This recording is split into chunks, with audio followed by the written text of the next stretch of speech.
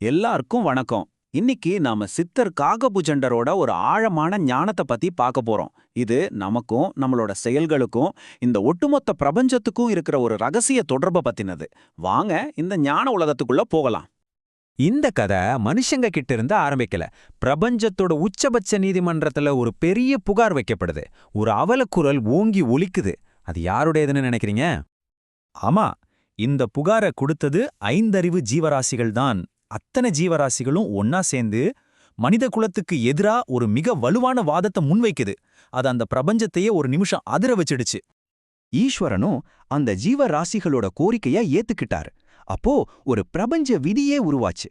அதாவது நாம மத்த உயிரினங்களை எப்படி நடத்துறோமோ அதை வச்சுதான் நம்ம விதியும் தீர்மானிக்கப்படும்னு ஒரு சட்டம் இயற்றப்பட்டது. சரி, மிருகங்கள்லாம் அப்படி என்னதான் புகார் பண்ணுச்சு? இங்கதான் காகபுஜண்டர் முனிவர் மனித இயல்புல இருக்கிற ஒரு பெரிய முரண்பாட்டை நமக்கு ரொம்ப அழகா விளக்குறாரு. இதுதான் ரொம்பவே ஆச்சரியமான விஷயம். முனிவர் சொல்றாரு, விலங்குகள் கிட்ட துரோகமோ பொய்யோ பொறாமையோ கிடையாது. ஆனா ஆறாவது அறிவான பகுத்தறிவோட இருக்கிற நாம, அதாவது மனுஷங்க வஞ்சன பேராசைன்னு பல தீய குணங்களால நம்மள நாமே தாழ்த்திக்கிறோம். முனிவர் ரொம்ப வேதனையோட ஒரு விஷயத்த சொல்றாரு. எத்தனையோ யுகங்களா பார்த்துட்டு இருக்கேன், எத்தனையோ பிறவிகள் எடுத்தாச்சு, எத்தனையோ பாடங்கள் கத்துக்கிட்டோம். ஆனாலும் மனுஷன் மட்டும் தன்னோட தவறுகளை திரும்ப திரும்ப செஞ்சுக்கிட்டே இருக்கான். தன்னோட துன்பத்துக்கு என்ன காரணம்னே புரிஞ்சுக்க மாட்டேங்கிறான்னு சொல்றாரு.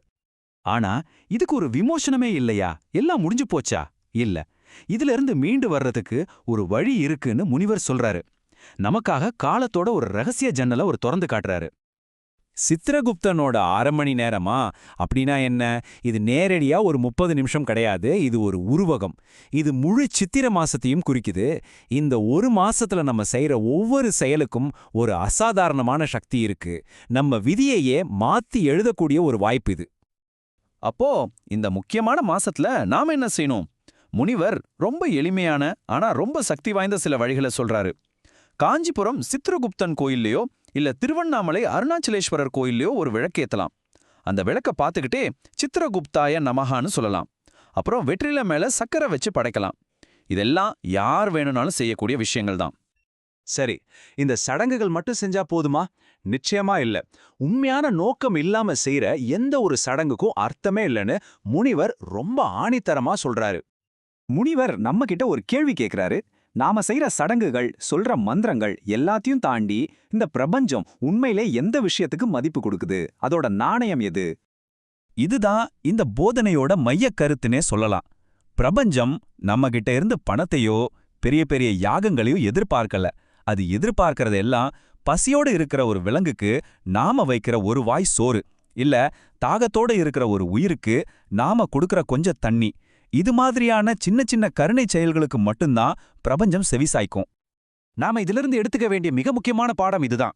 முதல்ல பதிலுக்கு எதுவும் கேட்க முடியாத ஜீவன்களுக்கு நாம கொடுக்கணும். அப்படி கொடுக்கும்போதுதான் நமக்காகவும் நம்ம குழந்தைங்களுக்காகவும் பிரபஞ்சத்துக்கிட்ட கேட்கிற தகுதியே நமக்கு வருது. இதுதான் பிரபஞ்ச நீதியோட அடிப்படை. இப்போ பாதை எதுன்னு நமக்கு தெளிவா தெரிஞ்சிடுச்சு. ஆனா இந்த பயணத்துல நம்ம யார்கிட்ட வழிகாட்டல் கேட்கறோங்கிறது ரொம்ப முக்கியம். இங்கதான் முனிவர் ஒரு பெரிய எச்சரிக்கை கொடுக்கறாரு. ஆன்மீகத்தை ஒரு வியாபாரமா மாத்தி காசுக்காக குறுக்கு வழிகளை சொல்லித்தர பொலி குருமார்கள் கிட்ட ரொம்ப எச்சரிக்கையா இருக்கணும்னு முனிவர் சொல்றாரு. கடவுள் என்கிட்ட பேசுறாரு, என் கூடவே இருக்காருன்னு சொல்றவங்கள நம்பாதீங்க, அவங்களோட ஆட்டம் ரொம்ப நாளைக்கு நிக்காதுன்னு தெளிவா சொல்றாரு. இது ரொம்ப ஆழமான ஒரு எச்சரிக்கை. நீங்க ஒரு தவறான மனுஷனை வழிகாட்டியா ஏத்துக்கிட்டீங்கன்னா, அவரோட பேச்சை கேட்க ஆரம்பிச்சீங்கன்னா, அவரோட கர்மாவையும் நீங்க உங்க மேல ஏத்திக்கிறீங்க. இதனால தேவையில்லாத நோயும் துன்பமும் உங்களை ரொம்ப சுலபமா வந்து சேரும்.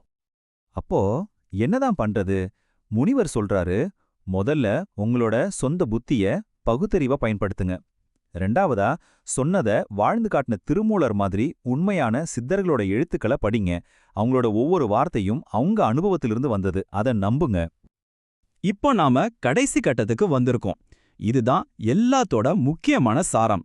இங்கதான் முனிவர் நம்ம விதியோட முழு பொறுப்பையும் நம்ம கையிலேயே கொடுக்கறாரு. பாருங்க, விதிங்கிறது ஏற்கனவே எழுதி வச்ச ஒரு விஷயம் இல்ல. அது ஒரு சிம்பிள் கணக்கு மாதிரி. நீங்க தர்மத்தோட வழியில நடந்தா, எல்லா உயிர்களையும் நேசிச்சா, இந்த பிரபஞ்சமே கிரகங்களும் கூட உங்களுக்கு ஆதரவா மாறும். அப்படி இல்லாம சுயநலமா வாழ்ந்தா, இதே கிரகங்களும் பிரபஞ்சமும் உங்களை துன்பத்துல சிக்க வைக்கும்.